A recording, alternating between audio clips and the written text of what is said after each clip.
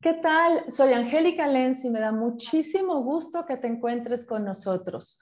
Hoy vamos a hablar acerca de la sexualidad. Sí, lo sé, es un tema que para algunas personas es un tabú. Sin embargo, es parte intrínseca del ser humano y está presente a lo largo de todo nuestro ciclo vital. Esto es desde el nacimiento o quizás incluso desde antes y sigue presente en el ocaso de nuestra vida cuando ya somos adultos mayores. La sexualidad se forma a lo largo de toda nuestra existencia y definitivamente no se limita solo a los genitales. Se va construyendo a partir de los más diversos eventos que influyen e impactan en nuestra vida. Y definitivamente uno de estos impactos importantes es cuando se nace con una discapacidad o cuando se adquiere posteriormente. Y precisamente sobre este tema vamos a hablar hoy. Es cuando convergen lo que es la sexualidad y la discapacidad. Y para eso tenemos hoy una invitada que es experta en el tema y me siento muy, muy contenta de que esté aquí con nosotros. Se trata de Maribel Ortega. Ella se tituló con mención honorífica como licenciada en psicología por la Universidad Nacional Autónoma de México.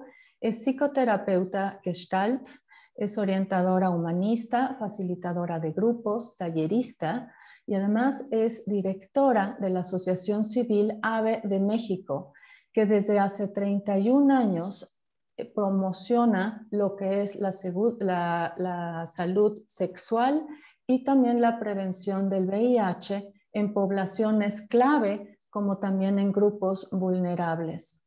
Maribel ha sido ponente en diversos congresos nacionales e internacionales y por esto y mucho más estoy muy contenta de darte la bienvenida, Maribel. Hola Angélica, qué gusto. Yo también estoy muy contenta de participar con ustedes, de compartir contigo. Muchas gracias por la invitación. No, es un placer. Ahora, ¿qué te parece si antes de entrar de lleno en el tema, no sé si quieras compartirnos un poco sobre ti?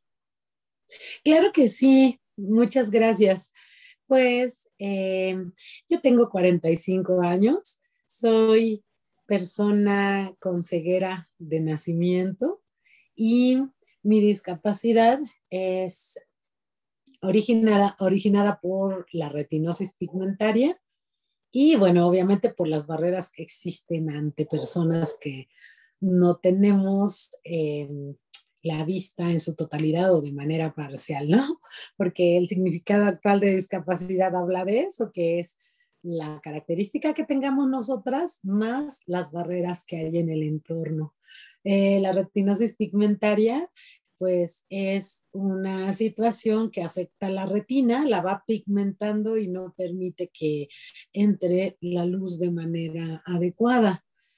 Y bueno, pues yo te quiero compartir que yo, desde mis recuerdos que tengo desde muy, muy niña, son recuerdos en donde yo fui recibida por la familia con mucho amor y tratada con mucha alegría.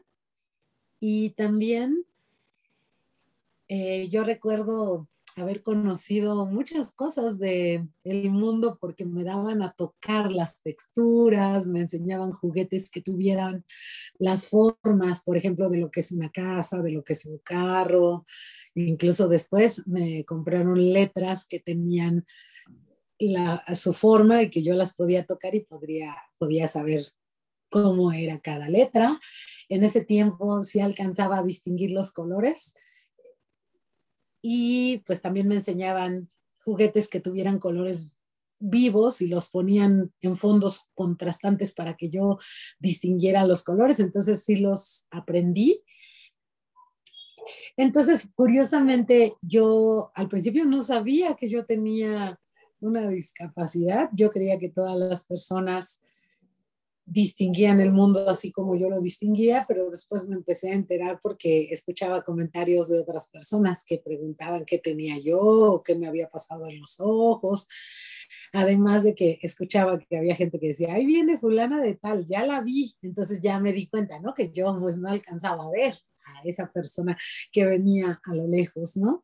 Ujú. Entonces fue como interesante porque mi desarrollo sí fue como en un ambiente de aceptación, de inclusión, de oportunidad para el aprendizaje por medio de el apoyo que me dieron mis padres, mi abuelo, mis tías, ¿no?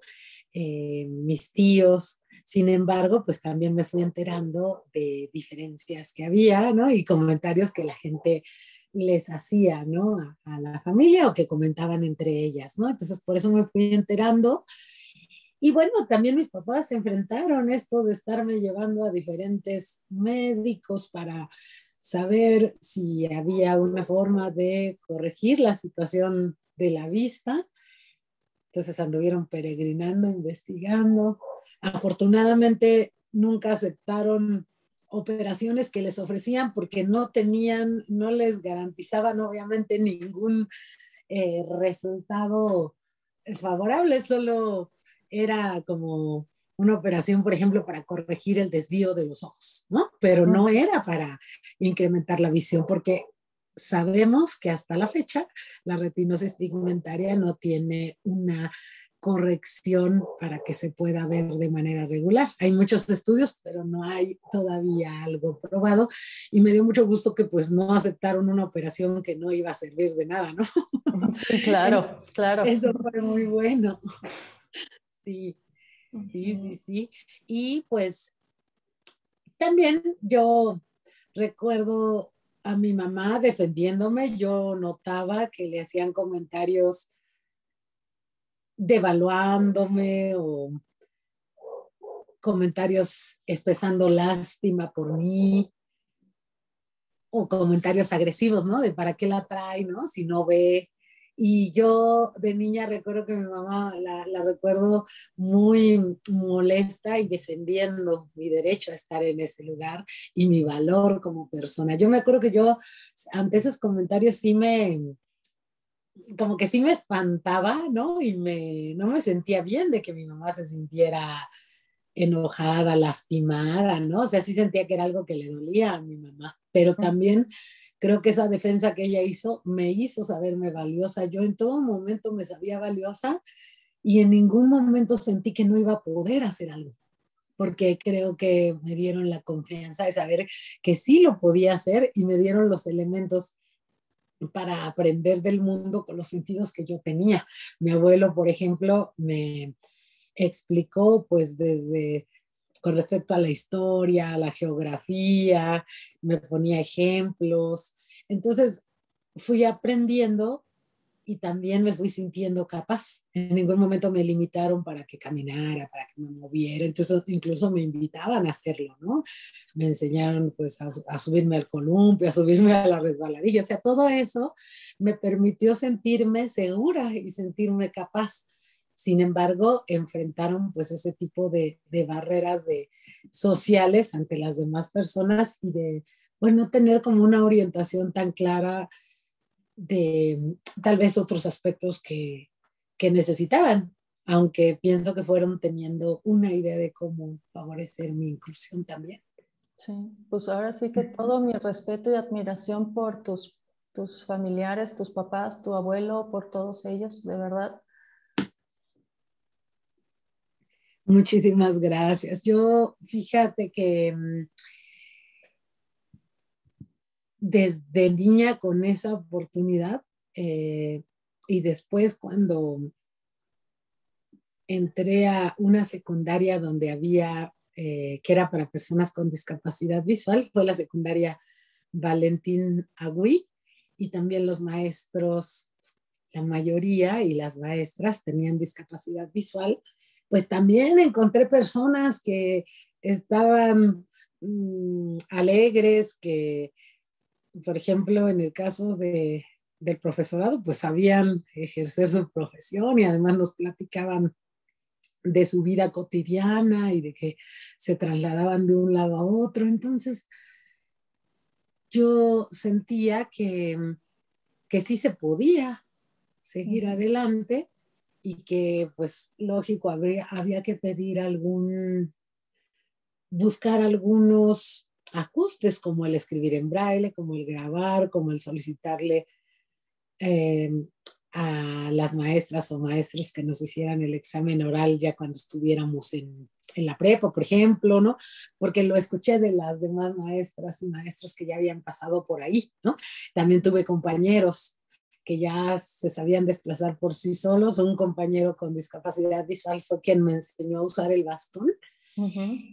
Y él también andaba de un lado a otro, ¿no? Nos contaba de sus fiestas. Entonces yo sentía, en ese tiempo sentía que sí podíamos salir adelante, que había algunos recursos que nos funcionaban, y fue mucho después que me di cuenta que el llegar a salir adelante tenía que ver con haber vencido muchas barreras que había sociales, ya sea nosotros mismos o nuestros papás, depende de la situación en la que cada quien estuvo, y que también había falta de accesibilidad y que eso es una responsabilidad de toda la sociedad para favorecer un mundo más inclusivo, porque yo al principio creía que era un asunto que podíamos resolver como personas y que no era tan difícil, pero después me empecé a concientizar de que eso implica cuando el ambiente no es inclusivo, implica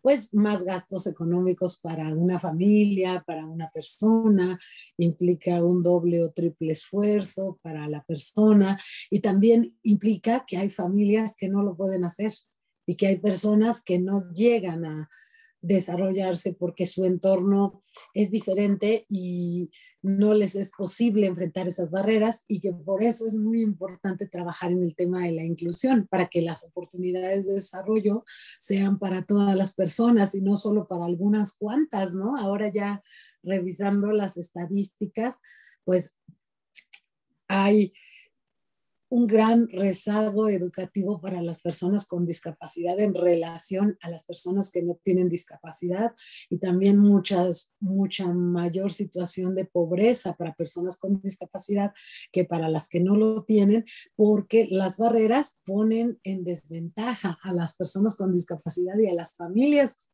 de personas con discapacidad y entonces solo algunos cuantos logramos salir adelante y pues la idea es que sean más personas las que tengan la oportunidad.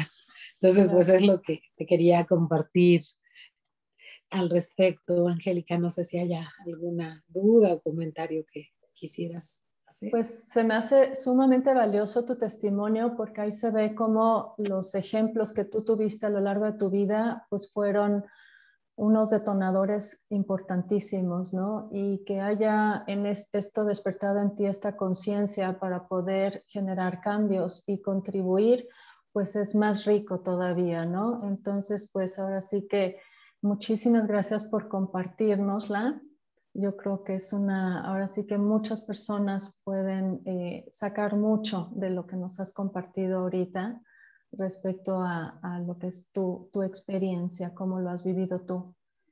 Ahora, lo que es respecto a la sociedad y la familia, es cierto que la sexualidad es una cuestión de la que luego no se habla o incluso se niega o que sea una razón de vergüenza. Y esto es como más notorio en las familias donde hay un miembro con discapacidad. Y es entonces cuando se puede dar la infantilización. Esto, claro está, es como más obvio cuando se trata de discapacidad intelectual. Sin embargo, no se limita a esta, o sea, está presente en todas las discapacidades y pues también en la discapacidad visual. ¿Qué nos puedes decir respecto a esto? Claro que sí, este es un tema muy importante, Angélica.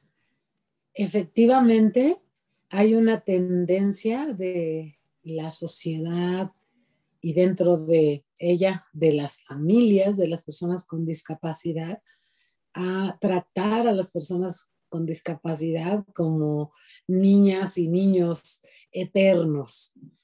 Y Esto va desde seguirles hablando como si fueran niños o niñas, o seguirles vistiendo en algunos casos con ropa de niños y niñas, ¿no? Y también el creer que no van a desarrollar sus deseos sexuales y su necesidad, por ejemplo, de vincularse en relaciones de noviazgo o de pareja, o que no van a querer tener prácticas sexuales propiamente de la adolescencia cuando ya son adolescentes, ¿no?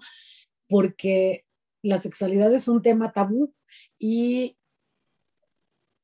la discapacidad también sigue siendo un tabú, entonces se suman los prejuicios que hay hacia la discapacidad y hacia la sexualidad, y entonces, por ejemplo, se cree que las personas con discapacidad no tenemos sexualidad, o que no podemos ejercerla o no merecemos ejercerla, y entonces viene una actitud de tratar a las personas con discapacidad como si fueran niños y niñas, desde el prejuicio de que los niños y las niñas no tienen sexualidad, porque la verdad es que la sexualidad, como decías, está desde que nacemos o incluso antes de que nazcamos, ¿no? Pero hay una idea de, si es una niña o un niño, no tiene sexualidad, no tiene deseo, no se enamora.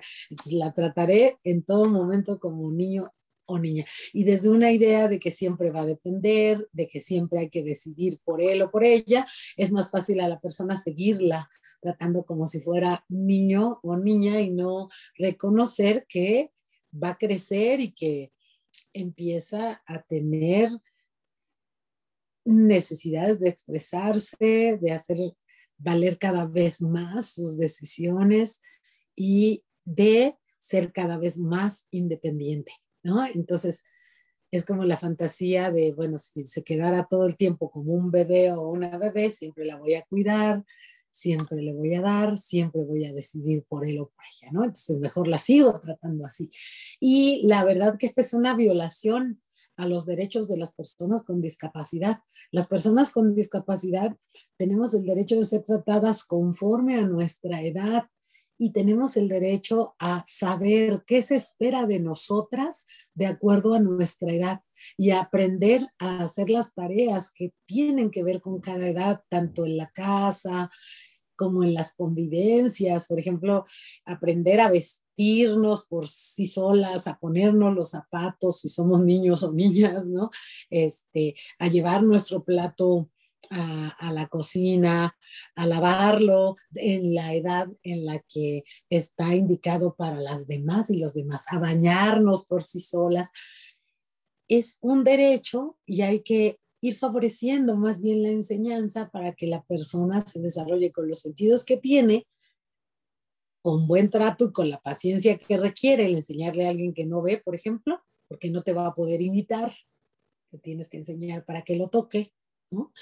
Sin embargo, es importante enseñarlo, y tenemos el derecho a saber qué se espera en cuanto a nuestro comportamiento, en cuanto a nuestro rol de hijos, hijas, de alumnas, de amigas, de pareja, para podernos desarrollar y salir adelante, porque si no, si siempre se nos ha tratado como niños o niñas y no hemos tenido oportunidad de convivir con otras personas, cuando vayamos a un espacio con gente de nuestra edad, no vamos a saber compartir y no vamos a poder relacionarnos de manera plena. Entonces es muy, muy importante. Igual la ropa también, la ropa conforme a la edad es muy, muy importante. Somos personas, no somos cosas, no somos niñas, niños eternos, no somos angelitos, somos personas. Igual que las demás, necesitamos desarrollarnos conforme a nuestra edad. Qué bien que mencionas todos estos aspectos porque engloba tanto, ¿verdad? Todo esto de la infantilización, y qué importante es para los padres que se preparen para esto, porque si no, de repente llegan momentos en que con terror descubren que su hijo o su hija pues no es ese angelito asexual que ellos pensaban, y se llevan un buen susto, ¿no? Y luego pues pueden incluso haber consecuencias indeseables. Entonces, es muy importante que hayas mencionado esto. Sí, fíjate que con respecto a estas consecuencias que mencionas, Angélica, pues efectivamente, el cuerpo va a crecer y va a haber cambios hormonales, caracteres secundarios, se va a presentar la menstruación, la eyaculación, de acuerdo a cada biología. Y ese cambio es una realidad a las que las familias pues muchas veces se enfrentan y les angustia porque en su imaginario no debía de haber pasado, ¿no? Y algunas lo que hacen, por ejemplo, la esterilización forzada a las mujeres, sobre todo con discapacidad. Esto tiene que ver con la mayor invasión al cuerpo de las mujeres. Y pues esa también es una violación a los derechos porque estás provocando una alteración del cuerpo sin la decisión de la propia persona. Entonces, el cuerpo pues tiene su desarrollo y es importante que se desarrolle como es, pero además, pues la persona desde niña, desde niño va a sentir placer, va a sentir cosquillitas, en algún momento se va a tocar, va a descubrir su cuerpo y entonces las sorpresas que se pueden llevar las familias es que si no le dieron una educación adecuada de la sexualidad, pues la persona no va a saber que para tocar su cuerpo debe ser en un espacio privado y en un espacio seguro, en donde es poderse desnudar, en donde no, ¿no? A quién se le puede besar de la boca, a quién no. Van a tener juegos sexuales, lo importante es que sean juegos sexuales con personas de su edad. Es importante que se trabaje la prevención del abuso sexual y que se trabaje la confianza para que puedan comunicarte lo que están viviendo cuando son niños o niñas, están viviendo algo que no les gusta. Entonces, efectivamente, las consecuencias indeseables, pues es esto, el abuso sexual, ¿no? El que los tocamientos en espacios públicos que favorecen rechazo de otras personas o favorecen abuso de otras personas, por ejemplo, y esta parte que decíamos de la invasión o las esterilizaciones forzadas, que también son muy lamentables y que actualmente son un delito, tanto para el médico que lo realice, ¿no? Y para la familia, pues también está cometiendo ese delito si decide practicar una esterilización sin el consentimiento de la persona. Entonces sí me parece muy, muy importante poder compartir este tema, Angélica. Igual ya cuando son adolescentes y deciden tener alguna práctica sexual, también otro de los riesgos es que si no tuvieron la educación adecuada, puede haber embarazos no planeados, puede haber infecciones de transmisión sexual, incluso el VIH, o sea, hay más riesgo para ello porque no se dio la educación por creer o negar la realidad de que la persona tiene sexualidad y que la va a ejercer. Uh-huh. Sí, sí, ciertamente. Y ahorita has mencionado mucho sobre los derechos. Me gustaría, ¿se puede que profundices un poquito más en realmente cuáles son los derechos en este caso sobre la salud sexual y sobre la sexualidad en general que tenemos las personas con discapacidad? Sí, claro que sí. Los derechos sexuales y reproductivos son parte de los derechos humanos y en ese sentido, en nuestra propia constitución política en México y también en la Convención de los Derechos de las Personas con Discapacidad y en las declaraciones de derechos están avalados estos derechos. La Constitución pues es un instrumento jurídico igual que la Convención y hay otras convenciones de los derechos de mujeres, de derechos de niñas y niños, y ahí aparecen estos derechos. Y son derechos que tienen que ver desde el derecho a la privacidad, desde el derecho a expresar nuestra personalidad y que sea respetada nuestra propia identidad y la manera en que nos sentimos, sentimos como mujer, como hombre o simplemente como persona. Hay gente que actualmente está rompiendo los paradigmas y dice, yo no me quiero encajonar ni como mujer ni como hombre, soy una persona. Soy no binaria, tengo características de ambas y pues soy una persona, solamente reconózcanme como persona, ¿no? Y tiene derecho porque es su sensación, su identidad y también su postura, ¿no? Entonces tenemos ese derecho a que se nos respete nuestra identidad, nuestra expresión de nuestra sexualidad y de nuestro género, o sea, cómo nos vamos a vestir, cómo nos queremos mostrar ante la sociedad, ¿no? Si con pelo largo, pelo corto, si con algún maquillaje o sin él, ¿no? También tiene que ver con el derecho a tener un desarrollo libre de nuestra persona en ese sentido, que podamos tener los elementos para desarrollarnos de forma autónoma. Les decía, sabernos vestir, sabernos bañar, saber escoger lo que queremos. Y en el caso de la discapacidad visual, pues tiene que ver con un aprendizaje de actividades de la vida diaria. También el derecho a relacionarnos afectivamente en pareja, en relaciones de amistad, en vínculos alternativos, el derecho a decidir sobre nuestra reproductividad, o sea, si tenemos hijos, si no tenemos, cuántos tenemos, en qué momento, pero de forma informada y de forma con la orientación completa e integral, que es un derecho para todas las personas, que todas las personas sepan, por ejemplo, sobre los métodos anticonceptivos, por ejemplo, sobre los riesgos que hay si se embarazan a tal edad, o sea, todo eso debería de ser más claro para todas las personas. Y también para nosotras como personas con discapacidad. Derecho a la educación integral de la sexualidad en los medios que lo necesitemos. Nosotras no podemos ver los esquemas o los folletos que nos reparten, entonces tendría que estar la información en audio, en braille, con descripción para saber de lo que se está hablando. Y tendría que tener, en cuanto a la educación, ser inclusiva para que yo también pueda tener la misma oportunidad de aprender lo que me están enseñando, por ejemplo, en un taller de uso de condón.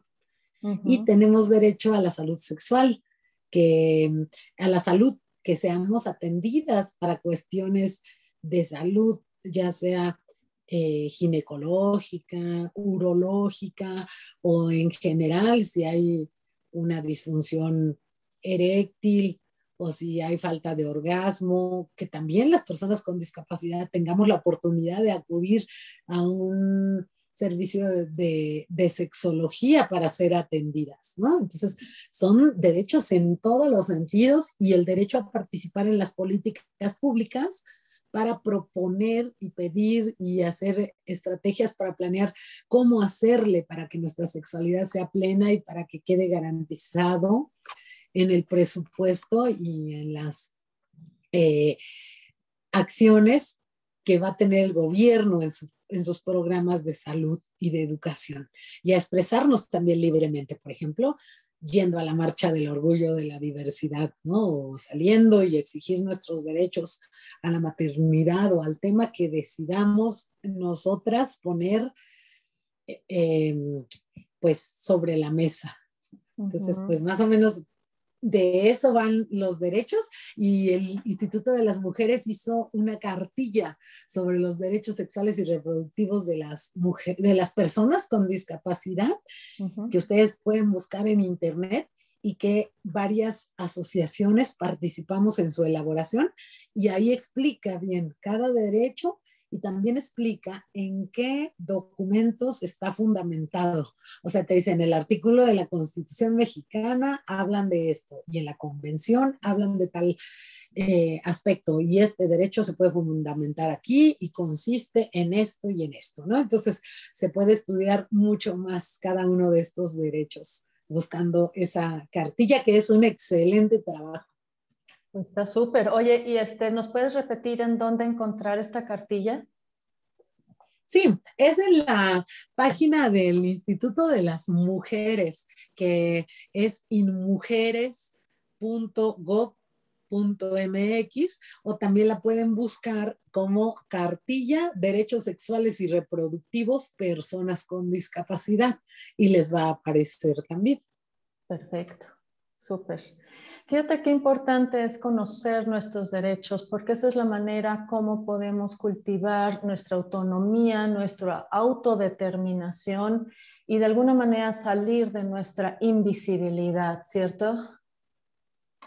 Sí, Angélica, qué importante que hablas de esto, porque las personas con discapacidad desde el siglo pasado empezaron a reunirse y a exigir sus propios derechos y de ahí surgió la oportunidad de realizar la Convención sobre los Derechos de las Personas con Discapacidad a partir de un modelo que es un modelo social de la discapacidad y de inclusión y de derechos, donde se dice el asunto de la discapacidad es un asunto que tiene sus causas a nivel social, porque antes se creía que tú naciste con la discapacidad, pues ya que tú lo resuelvas, ¿no? Tú y tu familia, si acaso. A los demás no les compete. Pero acá se habla, no, no, no, hay barreras sociales que ponen en desventaja a quienes no vemos, a quienes tenemos otra manera de entender el mundo, o a quienes tenemos otra manera de reaccionar emocionalmente. Entonces es responsabilidad social hacer un mundo más inclusivo, donde todas las personas participemos. Y este modelo habla entonces de que además eh, somos personas y en ese sentido tenemos derecho a, hablabas de esa autodeterminación, ¿no? Decidir cómo me quiero vivir, cómo quiero expresar, qué necesito. Y también ahí es donde se habla de somos capaces de aportar a la sociedad. Y yo pensaba, y fíjate que en la mañana que estaba preparándome para esta sesión, ubicaba como de niña y adolescente, pues yo creía que el desarrollarme como persona con discapacidad era asunto que me competía a mí, ¿no? Y buscar los recursos. Y después entendí que sí me compete a mí, pero también a la sociedad, a las demás personas, hacer el mundo más inclusivo. Y pensaba que también, pues tiene que ver con que poco a poco vamos tomando conciencia de lo complejo que son las situaciones, pero también en el tiempo que yo nací todavía estaba un poquito más el modelo médico rehabilitatorio en boga y ese modelo decía que lo único que había que hacer es que nosotras nos tendríamos que rehabilitar y que la cosa era individual, ¿no? Y apenas estaba naciendo y moviéndose, por ejemplo, en Estados Unidos, este movimiento de los derechos de las personas con discapacidad y de la cuestión social, ¿no? Entonces también en el mundo se estaba moviendo para allá, ¿no? Entonces, muy interesante esta reflexión. Y en ese sentido, se ha invisibilizado la realidad de las personas con discapacidad y a veces se piensa que no estamos enfrentando barreras, no se menciona nuestra presencia. Hasta hace poco se incluyó en el censo las preguntas de si tenemos discapacidad, si tenemos dificultades para funcionar, porque ni siquiera en los registros se consideraba nuestra presencia y es muy importante que sí se considere para saber que aquí estamos y hacernos visibles y también hacernos visibles porque en cualquier campaña, en cualquier taller que vaya dirigido a personas, se tiene que favorecer la inclusión porque las personas con discapacidad somos parte del grupo de jóvenes, parte de la niñez, parte de la adultez. Entonces, estamos ahí y es importante hacernos visibles y pedir lo que necesitamos, proponer cómo le podemos hacer. No hay una accesibilidad actual como quisiéramos, pero si voy a un servicio de ginecología tengo derecho a pedir e incluso a proponer. A lo mejor no tienen la receta en braille, pero sí le puedo decir a la persona que me la entregue, me la puede leer, yo la grabo en voz para que yo me la aprenda, porque si usted me la da así nada más escrita, pues no voy a poderla consultar. Pero con esa acción nos estamos visibilizando nuestra necesidad y estamos haciendo algún ajuste para que podamos tener acceso a la información. Entonces, la idea es que nos hagamos visibles y que hagamos propuestas de manera firme, de manera cordial. Muchas veces se puede cuando nos comunicamos lograr acuerdos, y cuando no se puede, pues también hay otros medios como son las quejas, ¿no? Ante derechos humanos, la denuncia, todos estos otros aspectos a los que también podríamos recurrir, ¿no? Sí, ahora sí que como dice el lema, ¿verdad? Nada sobre nosotros sin nosotros. Qué importante es esto. Y sobre todo cuando dices hay que proponer, hay que nosotros participar para dejar de ser invisibles. Así es. Sí. Oye, Maribel, ¿qué te parece si abordamos el tema de la educación? Lo que pasa es que, como bien sabemos, el 80% de toda la información que recibimos entra a través de la vista. Y los niños con discapacidad visual no pueden observar los cambios fisiológicos que a lo mejor acontecen en sus hermanas, hermanos mayores, en los compañeros y compañeros de clase a partir de la pubertad. Tampoco pueden observar los comportamientos públicos y privados. Y esto, aunado a muchos otros factores, pues son parte de la educación y de la formación sexual. ¿Qué nos puedes decir acerca de esto? Claro, sí, por supuesto. Las personas con discapacidad visual desde la niñez nos enfrentamos a la barrera de acceso a la información, y eso nos deja en desventaja en relación a las personas que ven. Y como la sexualidad es un tema tabú, es un tema del que muchas veces no se habla, y la gente aprende muchas cosas porque las ve y por imitación y porque vio que se acercó mucho a alguien y la otra le hizo cara fea y dijo, no, entonces creo que no debo de hacerlo, ¿no? O porque le hicieron una expresión desagradable, decíamos, o le indicaron que sí o que no, pero muchas veces no fue con palabras, ¿no? Y también lo de los cambios, hay una censura hacia el tocamiento del cuerpo, el conocer el cuerpo. Entonces mucha gente pues conoce los cambios pues porque de repente los ve, porque se asoma por una rendija para ver a alguien porque tiene dudas. Esas cosas no se pueden aprender cuando la persona no ve, ¿no? Entonces es muy importante la educación integral de la sexualidad para todas las personas,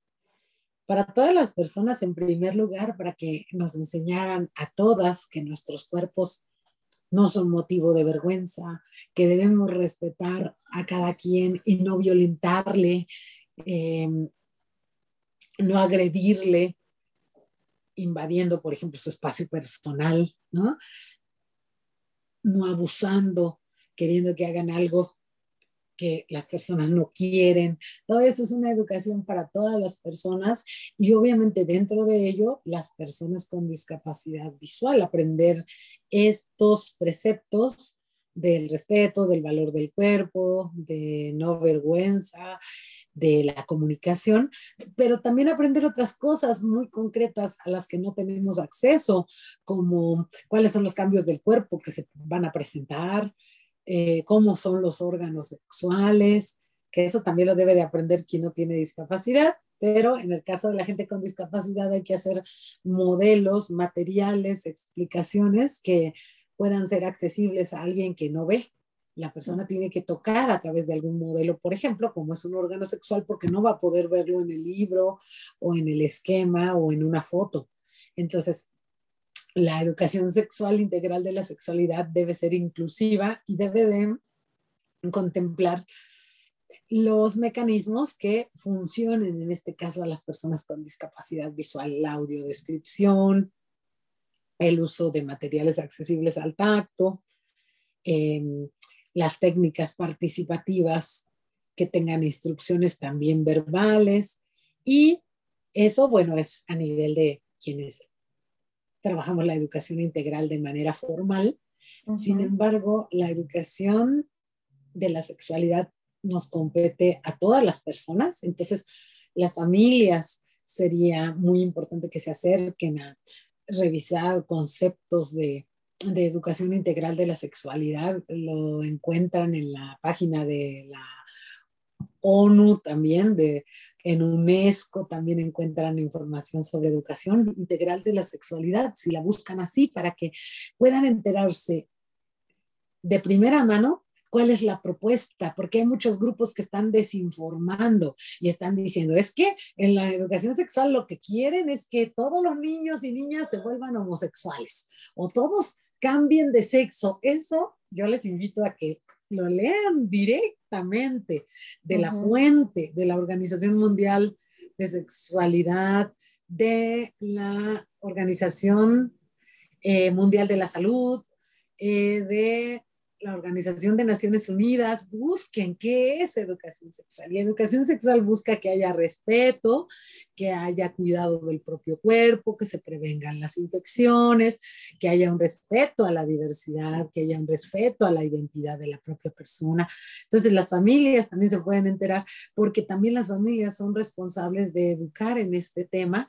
Y en ese sentido, en el tema de la discapacidad, sí también informar a niños y niñas que el cuerpo va a cambiar, explicarles cuáles cambios van a existir, explicarles cuáles son los espacios públicos, los espacios privados, explicarles cómo, por ejemplo, cómo se puede usar una toalla sanitaria, una copa menstrual, explicarles también, ¿no?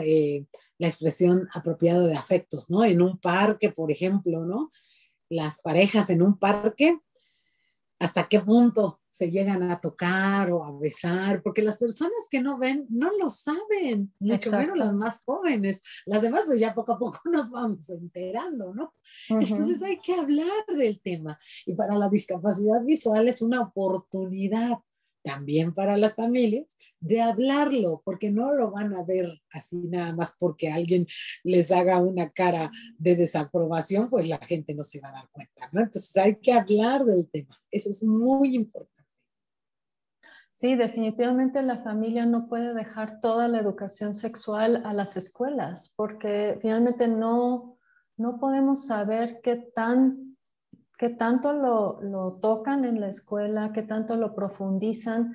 Y como tú dices, lo de los modelos, lo de las audiodescripciones, o sea, todo eso, de alguna manera los padres de familia necesitan estar al tanto y también aportar a todo esto, ¿no? No deslindarse y decir, ay, pues la escuela se encarga y ya nosotros no abordamos el tema, ¿verdad? Exacto. Y esto es tan importante, sobre todo ya cuando entran posteriormente a la adolescencia. Sabemos que cada vez la actividad sexual comienza más temprano y en el caso de los jóvenes con discapacidad visual, por un lado está la limitante de la información, el que no tienen acceso a tanta información.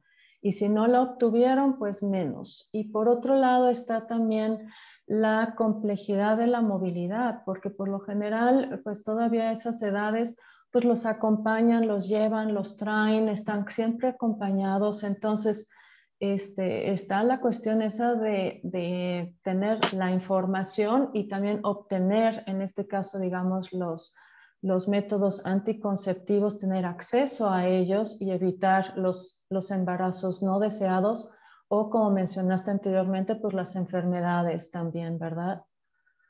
Claro, en ese sentido, tanto favorecer los espacios apropiados a la edad para cada persona con discapacidad. Si son adolescentes, igual que otras personas adolescentes que tengan acceso a estar también en la fiesta que se hace en la escuela, con los horarios que se establecerían para otra persona adolescente, pero sí tengan el acceso y que tengan acceso a estar ellas en su propio grupo y no siempre acompañadas, porque van a aprender a socializar, pero para eso, pues debieron de haber aprendido antes, por ejemplo, ¿no? A comer solas, ¿no? A eh, poder orientarse en un lugar, a saber pedir ayuda, o sea, es todo un proceso que tiene que ver con una inclusión que se tiene que trabajar desde la familia, desde la infancia y que también al fin y al cabo repercute en un desarrollo pleno de la sexualidad y un desarrollo saludable, pero que haya ese espacio en la escuela, sus espacios. Hay casos muy extremos donde personas con discapacidad visual fueron acompañadas por alguien de su familia durante toda su educación escolar. Y bueno, es respetable la decisión porque fue lo que en ese momento sintieron que era lo más correcto. Sin embargo, hay posibilidad de enseñarle a la persona para que se sepa desarrollar como otra persona, siempre tratar de que sea como las demás personas, ¿no? Las demás personas no van con sus mamás, papás, familiares a la escuela, porque es un espacio donde tienen que aprender a socializar. También la persona con discapacidad visual tiene que aprenderlo así. Y por otra parte, aprender cuestiones en talleres que trabajamos, varias asociaciones que hacemos educación integral de la sexualidad para personas con discapacidad, algunas especializadas en una discapacidad, algunas en otra, otras de manera inclusiva como lo hace AVE de México, pero que también tengan oportunidad, de acuerdo a la edad, a asistir a los talleres, por ejemplo, un taller de uso de condón en la adolescencia o en la pubertad, un taller de métodos anticonceptivos, un taller del autocuidado de los órganos sexuales, por ejemplo. Eso es algo muy, muy importante que las personas tengan ese acceso y que hay que empezar a quitar el tabú de, por ejemplo, había mucha censura, ¿no? De cómo que tal persona trae condones en su mochila. Pues está bien que los traiga. Está bien que los traiga porque entonces se va a cuidar y ojalá que sí los use, porque hay gente que los trae y no los usa, ¿no? En ese sentido, que la persona tenga oportunidad de hacer sus compras, de poder ir al centro de salud y entrar a la consulta sola o solo, de acuerdo a la edad. Digo, cuando es un bebé, pues le vamos a acompañar, una niña, un niño, pero conforme va creciendo, ya siendo adolescente, que tenga su espacio, porque entonces va a expresar algunas cosas que a lo mejor no expresaría si está alguien de su familia. Sí, por supuesto. Yo creo que con toda la información adecuada, armados con todo esto, los jóvenes, pues van a ser como jóvenes con mucho más confianza en sí mismos y mucho más seguros. Y aquí nos damos cuenta cómo la autoestima va sumamente relacionada con una sana sexualidad, ¿cierto? Sí, claro. Si una persona se sabe valiosa y sabe que su cuerpo es valiosa y que merece ser querida porque se sabe querida, merece ser aceptada tal y como es, la persona va a favorecer y va a procurar relacionarse con personas que le den su valía, que le acepten tal y como es y que también le quieran y que también no le violenten. Es muy importante favorecer la autoestima en todas las personas, incluyendo las personas con discapacidad visual. Y en este caso, la mejor manera de favorecerla es que desde la niñez o en el momento que podamos, porque a veces ya tenemos la oportunidad de convivir con la persona ya más grande, o si no lo hicimos antes, pues hay que favorecerlo ahorita, ¿no? Favorecer el dar la bienvenida a esa persona. Como decían, la inclusión no es dejar entrar, es dar la bienvenida. Es, tú eres parte de este mundo, bienvenida, ven, vamos a hacer esto, que la persona se sienta querida, se sienta aceptada, cuando son niños, cuando son niñas, que se sientan bien recibidos, eh, y empezarles a enseñar que hagan cosas que van a poder lograr para que empiecen a saber que sí pueden, empezarles a invitar a cosas, a retos pequeños que sabemos que los van a poder alcanzar y reconocerles lo que van pudiendo lograr, y cuando no pueden algo, pues también reconocer que así son las cosas y que después podemos volver a intentar algo nuevo, o sea, ir fomentando esa autoestima, esa valía. Si alguien con discapacidad siente que no puede, tiene miedo al fracaso o siente que no es valiosa, que no merece, es muy importante que pueda acudir a recibir algún apoyo psicológico, acudir a algún taller de autoestima, igual que las personas con discapacidad cuando llegan a sentir esto, porque si la autoestima no está fortalecida, la persona va a ser más complicado que tenga relaciones plenas, relaciones no violentas, y también va a ser más complicado que sepa cuidar su cuerpo. Si sabemos que nuestro cuerpo es valioso, pues tal vez nos va a dar más ganas de quererlo cuidar y prevenir, por ejemplo, una infección, o si la tengo, pues acudir a tratarme de esa infección. Sí, es que si nos amamos a nosotros mismos, entonces vamos a poder cuidarnos en todos los aspectos, en el físico, en el mental, en el emocional, en todo, como personas integrales, ¿no? Exactamente. Y fíjate, Angélica, que nadie somos perfectas, y No. entonces por eso yo les decía, prevenir una infección de transmisión sexual, pero si tengo un síntoma, pues atenderme, porque también no es de que alguien a lo mejor nunca se va a infectar, ese es el ideal, pero si de repente algo pasó, pues hay que acudir y con especialistas en el tema de infecciones de transmisión sexual y hacer pues los estudios pertinentes y las atenciones pertinentes para poder recuperar la salud, ¿no? Y también en ese sentido te comento, hay que aprender a reconocer las situaciones de violencia, porque también podemos procurar tener relaciones que no sean violentas, pero podemos en algún momento descubrirnos enredadas en una relación de violencia, las personas.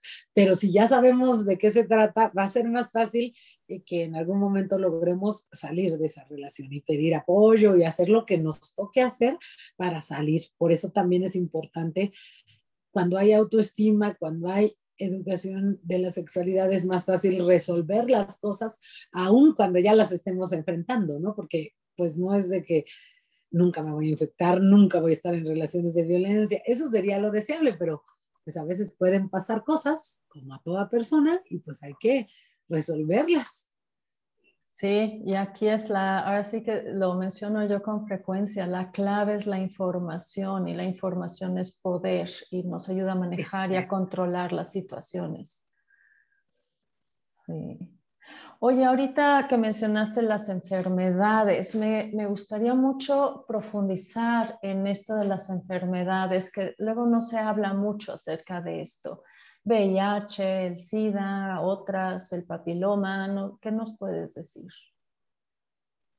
Claro, mira, las infecciones de transmisión sexual, pues por ejemplo, el virus del papiloma humano sigue siendo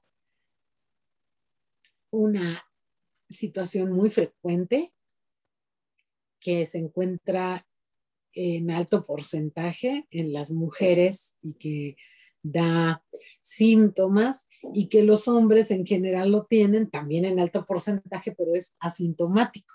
Entonces ellos no tienen síntoma, pero sí lo transmiten. Por eso es importante que las mujeres, una vez teniendo vida sexual activa, podamos hacernos nuestro Papa Nicolau y nuestra colposcopía una vez al año para corroborar cómo estamos, porque si hubiera alguna manifestación, por ejemplo, del virus del papiloma humano, hay que hacer un procedimiento para prevenir que esa lesión pueda evolucionar que en algunos casos evoluciona a cáncer. Entonces hay que estar al pendiente sabiendo que existe este virus y que es muy frecuente en muchas personas y no tiene que ver con el número de parejas que se tenga. Muchas personas que tienen una sola pareja tienen el virus del papiloma y así es, porque el virus es un virus que anda entre las personas ya de manera muy constante, ¿no? Ujú.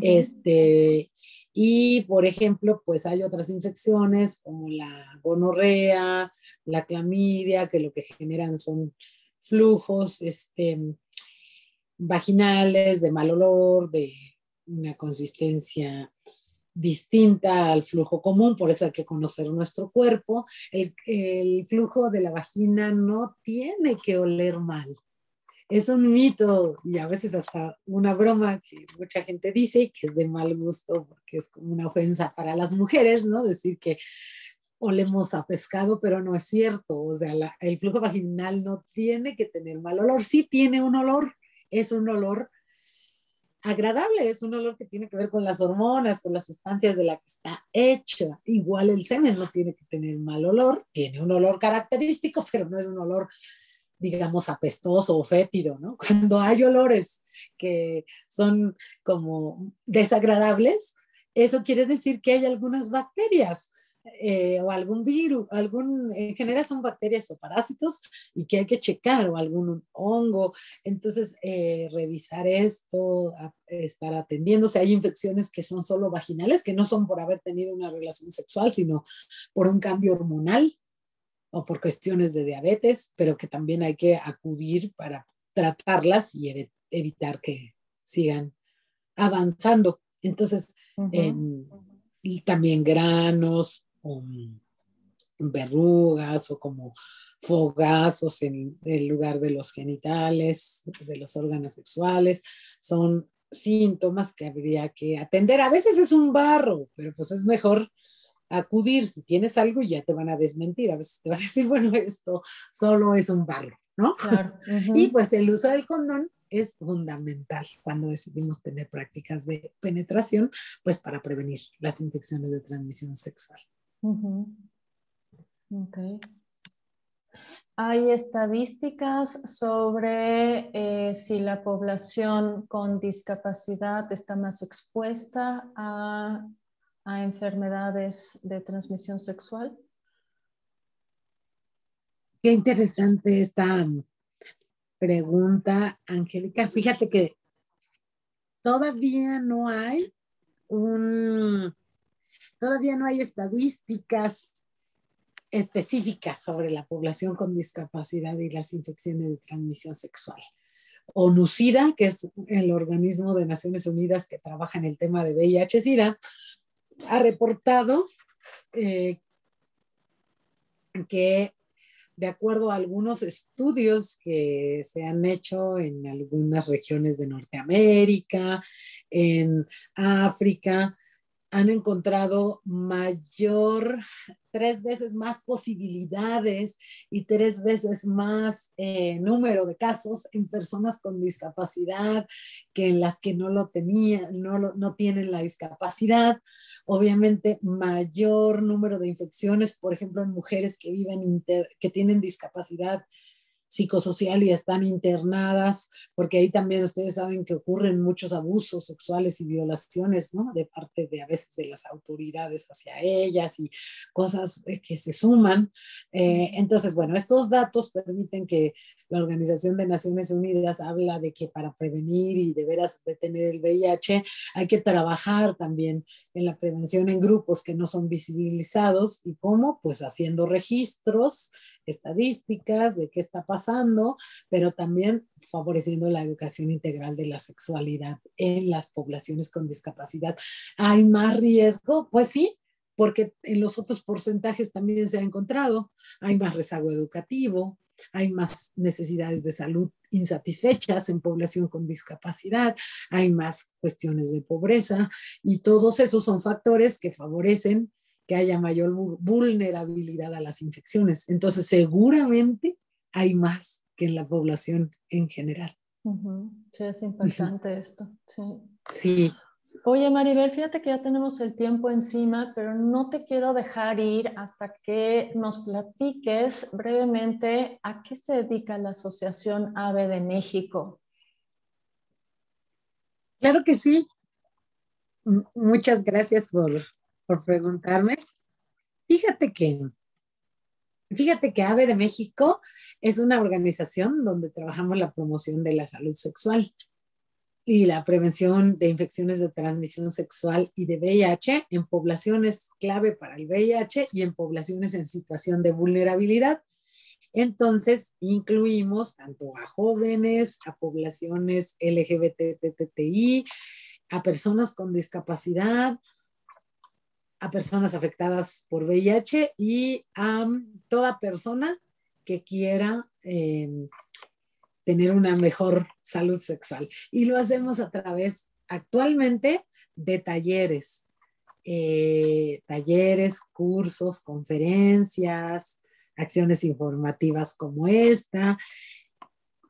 Actualmente estamos trabajando vía Zoom, estamos impartiendo talleres durante cada mes, aproximadamente 2 talleres por mes, y les invitamos con mucho gusto. Son talleres inclusivos donde hay interpretación en lengua de señas mexicana, donde hay descripción de lo que se está trabajando y también pues donde se pueden sentir en confianza para preguntar, y la ventaja que sea ahorita a distancia es que pueden inscribirse personas de diferentes lugares de la República, y también que pueden asistir tanto personas con discapacidad como sin ella, familiares y toda persona que quiera asistir, y que es para aprender de los temas que se van tocando, porque las personas tenemos intereses parecidos, queremos hablar de pareja, de amor, de infecciones de transmisión sexual, de placer, tengamos o no discapacidad, y AVE lo que busca es una vivencia placentera, plena. Entonces, muchos de los temas que habla AVE son basados en el tema del placer y en el tema de la diversidad de formas de sentir placer, que son temas muy callados. Muchas veces, mucha gente dice, aquí quiero saber de sexualidad, pero muchas veces se encuentra solo con el tema, ¿no? De anticonceptivos, uso de condón, prevención de embarazos. Y hay muchas dudas que se quedan en el aire, ¿no? Así de ahí, ¿de qué otras maneras puedo sentir placer? ¿Qué pasa con estas otras prácticas que la gente dice, ¿no? Que vive, ¿no? El poder ver, el poder tocar, ¿qué pasa con las caricias? ¿Qué pasa con el uso, por ejemplo, de gente que se viste de cuero y tiene prácticas con otras personas que quieren tenerlas? ¿Qué pasa con eso? Pues todos esos temas en AVE los tocamos. ¿Qué pasa ahora con el tema del poliamor o de otras prácticas alternativas? ¿Qué? ¿Eso a qué se refiere? Todos esos temas los tocamos para que la gente esté informada. Entonces, y tenga la educación al respecto y aclare sus dudas. Qué bien. Oye, ¿tienes algunos talleres en puerta para que la gente se entere? Sí, claro, para el mes de agosto tenemos 2 talleres muy interesantes. El 3 de agosto tendremos un taller que se llama BDSM, y es lo que quieres saber sobre el BDSM. Es un taller teórico práctico que lo va a impartir Cristal de Sade, que es una compañera sexóloga que además conoce del BDSM, y bueno, ahí podrán saber qué es el BDSM, pero tiene que ver con aquellas prácticas que tienen que ver con amarres, con dominación, con sumisión, con el tema de sadomasoquismo, con el tema de leathers, que mucha gente menciona, ¿no? Así, ¿por qué esta persona se viste con una falda de cuero y por qué trae en la mano un látigo? ¿Qué prácticas quiere hacer, no? ¿O por qué trae estas zapatillas tan altas, no? Son prácticas que han venido y que están agrupadas en estas siglas, y que en este taller se hablará de cómo se llama cada práctica, cuáles son las características de las personas que desarrollan estas prácticas, y saber que esto es independiente de la cuestión de la violencia, porque estas son prácticas de gente que está de acuerdo en practicarlas y tiene sus palabras claves para poner límites, y me gusta que sea una sexóloga quien lo va a presentar, una mujer, porque también va a hablar pues de las cuestiones de género, ¿no? Porque en todas las prácticas a veces se viene el abuso de poder de los hombres hacia las mujeres, entonces siempre hay que hablar de cómo hacerle para que nosotras vivamos nuestra sexualidad de manera placentera, no por complacer a otros y sacrificar lo que queremos, ¿no? Entonces esa es la práctica, el taller de BDSM. Y el 24 de agosto vamos a tener un taller sobre orgasmo femenino y entrenamiento de piso pélvico, unos ejercicios para poder tener mejores orgasmos nosotras como mujeres. Estos talleres van a ser por Zoom y van a ser de 6 de la tarde a 9 de la noche. El 3 de agosto, el de BDSM, todo esto de cueros, látigos, eh, prácticas de dominación, sumisión, todos estos temas. Y el 24 sobre orgasmo femenino y entrenamiento del piso pélvico. Van a ser talleres muy interesantes a los que les invitamos con mucho gusto. Gracias, Maribel. Oye, antes de que nos compartas tus datos para que la gente pueda buscarte, sé que tienes estos modelos anatómicos especiales que ustedes crearon. Sí quisiera ver si todavía nos puedas hablar un poco de estos modelos, porque creo que eso es importante que estén disponibles pues en más lugares, escuelas sobre todo. Claro que sí. Solo permíteme tantito. Uh-huh. Nosotros en AVE de México, es que no sé, algo aquí se me Es que ya es tarde, complicó ¿verdad? con mi cámara. Sí, Ajá. sí, pero está muy bien. Mira, Uh-huh. nosotros, es que estoy volviendo a entrar aquí porque algo pasó con mi cámara. Nosotros en AVE de México tenemos unos modelos, ya está, unos modelos sobre órganos sexuales que están diseñados en tela y que son como si fueran unos peluchitos. Están inspirados en flores, tanto el femenino como el masculino, y son para ilustrar lo que son los órganos sexuales masculinos y femeninos y que la gente tenga acceso a ellos a través del tacto. Con gusto podemos hacer en algún momento una presentación para que los conozcan y los tenemos accesibles para que ustedes los puedan adquirir con todo gusto. Y también hemos tenido talleres presenciales, ahorita no, pero esperemos pronto regresar también a esa modalidad en donde ustedes también pueden asistir para conocer sobre los órganos sexuales a través de estos modelos. Y funcionan también para población sin discapacidad, porque la mejor manera de saber de los órganos sexuales para después autoexplorarnos todas las personas es a través del tacto, no a través de la vista, ¿no? La vista pues solo te da una idea, pero cuando te vas a explorar, por más que veas y te pongas un espejo, hay cosas que no las vas a ver, que forzosamente las tienes que tocar. Entonces, por eso son modelos muy importantes. Sí, cómo no. Bueno, Maribel, pues ya, ahora sí que tenemos que ir cerrando. ¿Nos puedes compartir los datos de AVE de México? ¿Cómo buscarte? Claro que sí. Nos encontramos en el Facebook como AVE de México, así nos pueden buscar, AVE de México, y nos van a encontrar, va a decir AVE de México, Organización Civil. Ahí están publicados nuestros diferentes talleres y también diferente información que compartimos. También ahí pueden preguntar por los modelos vía inbox y por los talleres. Entonces, desde el Facebook como AVE de México, o pueden escribir al correo contacto @avedemexico.org.mx. Entonces es contacto@avedemexico.org.mx. También te pasaremos el banner del taller con la información accesible, y ahí también vienen dos números, uno de WhatsApp y uno de Telegram, para que ustedes también puedan escribir mensajes, y también pueden llamarnos al teléfono 55 10 54 32 12. 55 10 54 32 12. Perfecto, Maribel.